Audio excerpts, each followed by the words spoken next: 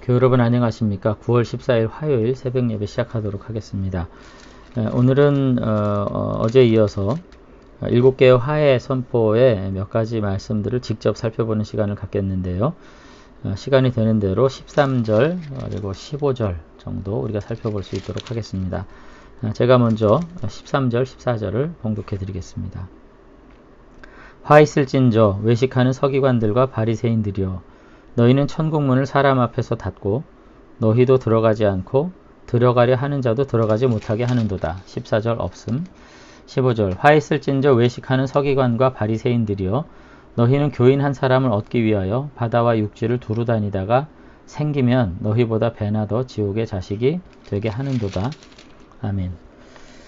굉장히 쇼킹한 충격적인 말씀을 지금 하시죠. 예수님께서 온유하고 사랑이 많으시기 때문에 절대로 그 누군가의 죄 문제에 대해서 문제 제기하기보다는 일체의 용서와 사랑으로만 대면하셨다. 우리가 이제 이렇게 생각을 할 수 있잖아요. 근데 절대 그렇지가 않습니다. 정말로 악인에 대해서 이와 같이 판단하시는 공의로우신 분이신 사실도 우리가 잊지 말아야 되는 거죠. 근데 어쨌든 어제도 제가 말씀을 드렸습니다마는 특별히 서기관과 바리새인들에 대해서 지금 하시는 이와 같은 심판의 메시지는 그들이 하나님께서 전혀 인정하시지 않는 율법 해석을 제공했고요.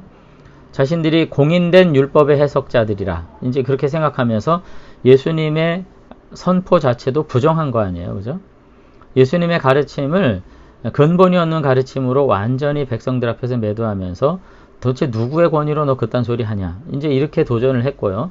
자기들은 공인된 성경 해석자들로서 자신의 전달하는 해석만이 신적 권위를 갖는다. 이렇게까지 이제 생각을 한 거죠. 그랬습니다마는 절대로 그들의 하나님께서 기뻐하시지 않는 율법 해석을 제공하고 있었고 그 결과는 단지 귀에만 영향을 미쳤던 것이 아니라 그 율법을 듣고 따르는 자들이 결국 멸망에 이르게 하는 악한 것이었다. 결국은 그 문제가 인격의 문제도 있지만 성경 왜곡에 대한 문제도 있다. 그런 말씀을 한 것이다. 제가 그런 말씀을 이제 드렸습니다. 근데 이제 첫 번째 화선포에 보면은 이제 서기관과 바리새인들이요 이러면서 너희는 천국문을 사람들 앞에 닫고 너희도 들어가지 않고 들어가려 하는 자도 들어가지 못하게 했다. 이렇게 얘기합니다.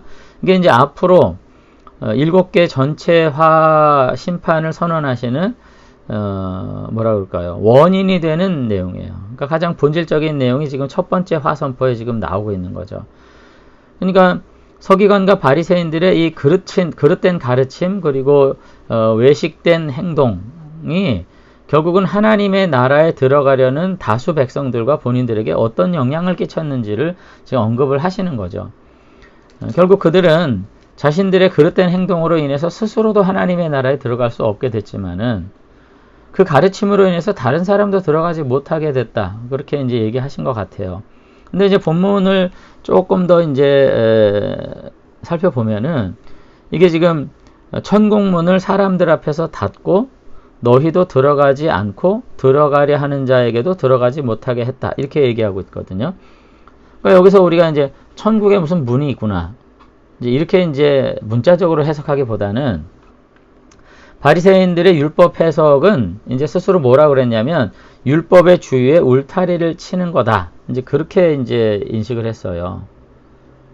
그래서 울타리를 치는 이유는 뭐냐면은 하나님의 양떼를 천국문에 이르기까지 돌보기 위해서 율법을 테두리에 울타리를 쳐서 그 본질적인 해석의 범주를 벗어나지 않도록 자신들이 어떤 가이드라인을 설치하는 거다. 그게 해석이고 가르침이다. 이렇게 이제 생각을 한 겁니다.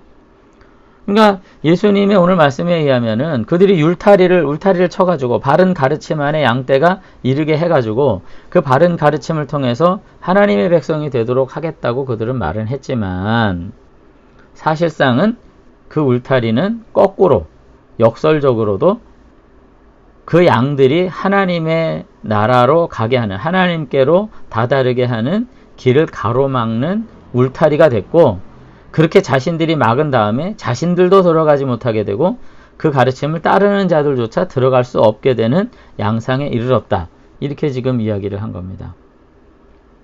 그러니까 이제 굉장히 뭐라 그럴까요? 충격적인 선포예요, 이게. 우리는, 이게 무슨 뜻이야? 이렇게 할 수 있지만, 당대 서기관과 바리새인들, 그리고 그 가르침을 절대적으로 따랐던 그들의 가르침에만 권위를 부여했던 많은 백성들에게는 이게 엄청난 충격적인 도전입니다. 결국은 바리새인들은, 그리고 서기관들은 공인된 성경 해석자라고 하는 권위를 자기에게 부여하고서는 성경을 그릇되게 해석하고 예수님의 가르침조차도 이제 배타적으로 취급함으로써 그들의 모든 행위가 사실상 백성들을 안전하게 보호하고 하나님에게 이르게 하는 그와 같은 역할이 아니라 오히려 그 울타리로 가둬가지고 하나님에 이르지도 못하게 하고 자신들도 구원받지 못하게 되는 이와 같은 역설적 상황 속에 지금 빠지게 됐다. 오늘 그렇게 지금 이제 설명을 하고 계신 것입니다. 그러면서 이제 둘째 화에 있어서 15절에서는 이제 이와 같은 행동을 했는데 이와 같은 행동을 한 바리새인들과 서기관들의 이 선교 활동이 얼마나 열심히 했는지 몰라요. 거기 보면은 15절에 이렇게 돼 있잖아요. 외식하는 서기관들과 바리새인들이요.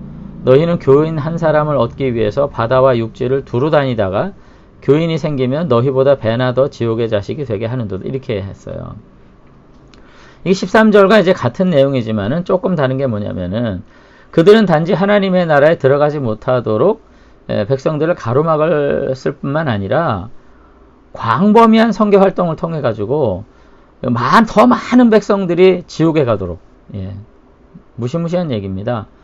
더 많은 백성들이 하나님에 이르지 못하도록 열정적으로 힘썼다. 그렇게 얘기를 이제 하고 있습니다.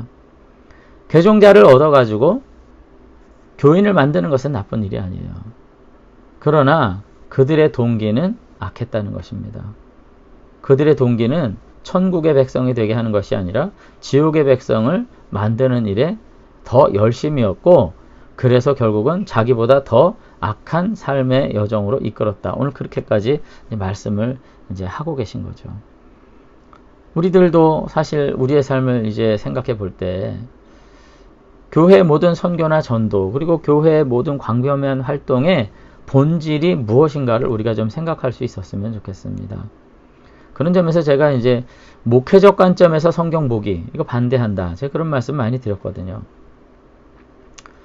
물론 교회가 기본적으로 가지고 있는 구조가 든든하게 세워지고 그 안에 많은 사람들이 모여서 그 구조들을 통해 가지고 장기적으로 안정적으로 목회적 어떤 활동이 유지되는 거, 그 중요한 일이긴 해요.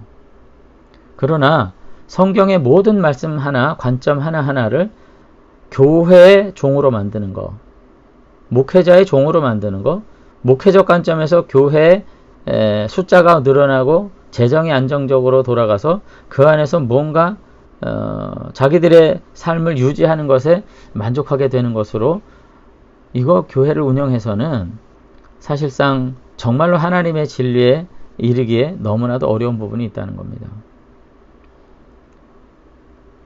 그것보다 더 빛나는 말씀의 능력들을 우리가 잊어버릴 수가 있어요.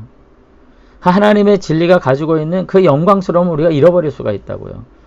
오직 교회의 논리 안에서만 돌아가는 존재들로 만드는 거예요. 전 그런 점에서 교회 정말 중직자들이 뭐 이렇게 표현하면 안 되겠습니다만, 교회에서는 충성스럽고 교회 논리 구조 안에서는 너무나도 지혜롭게 행동하는데 이 땅의 삶의 역사에 있어서 모든 악과 모든 불의와 모든 이 추하고 타락한 것들에 대해서는 그처럼 무감각한 것, 그처럼 지혜롭지 못한 것, 정말 그처럼 무능하게 살아갈 수밖에 없는 것에 대해서 저는 너무나도 안타까움을 금할 수가 없습니다.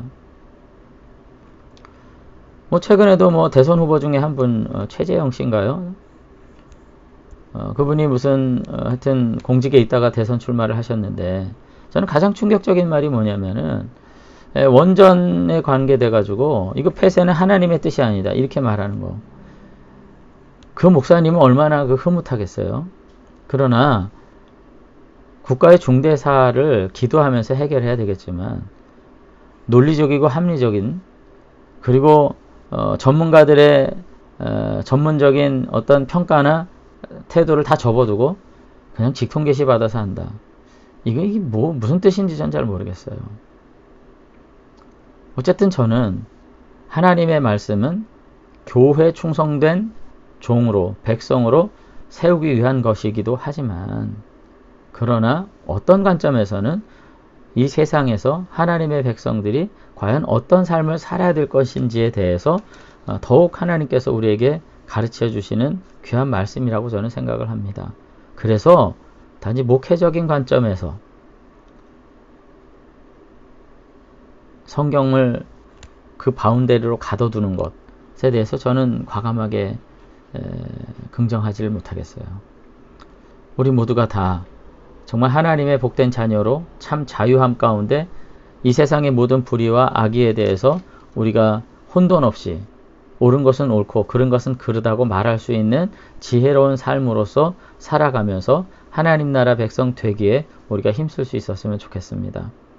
오히려 이 가르침을 정교하게 왜곡하고 정교하게 구조적으로 만들어가지고 자신들의 울타리 안에 백성들을 가두고 그 안에서만 지혜롭게 살아가도록, 그 안에서만 충성하도록, 그 안에서만 뭔가 위대한 일이 일어나는 것처럼 만든다면 저는 오늘 13절, 14절, 15절에 나오는 이 바리새인과 서기관들에 대한 예수님의 문제 제기에서 피할 길이 저는 없겠다. 그런 생각을 저는 합니다.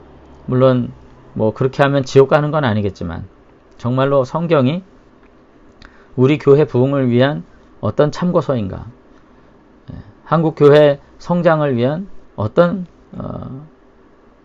자습서인가, 그건 아니라는 거죠.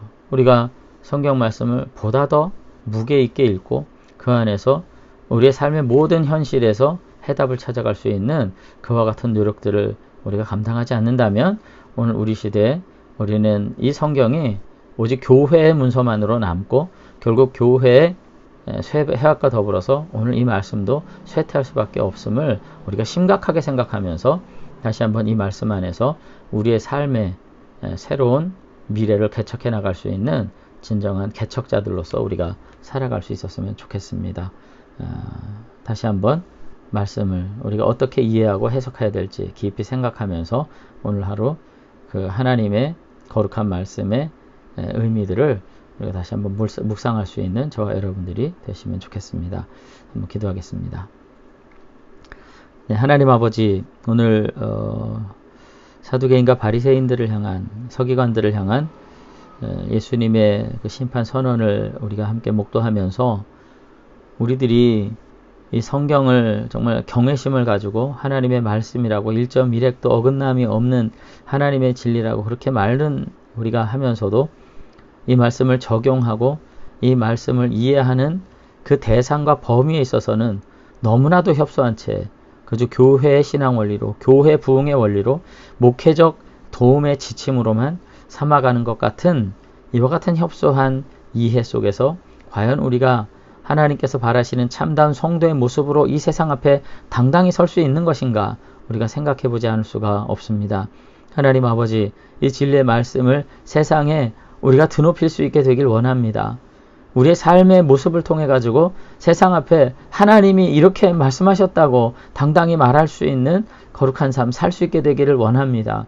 그저 교회 울타리 안에서만 큰 소리치고 그 안에서 무슨 위대하고 경건스럽고 하나님의 거룩한 일은 그 안에서만 일어나는 것처럼 그렇게 하나님의 말씀을 가둬둔 채 우리가 그 안에서 그들만의 논리로 우리만의 리그로 이 안에서 울고 웃고 분쟁하고 다투고 싸우면서 오늘 여기까지 오지 않았나 우리 자신들을 돌아봅니다.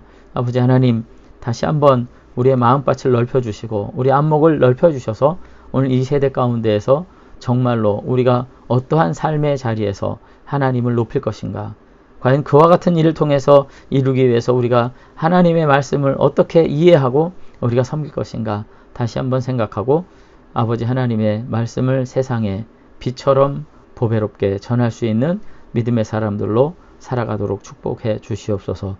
주님께서 우리 안에 이와 같은 열망을 거룩한 소명으로 우리에게 허락해 주실 줄로 믿사오고 예수님 이름으로 기도드리옵나이다. 아멘. 감사합니다. 오늘 하루 평안한 하루 보내시기를 바랍니다.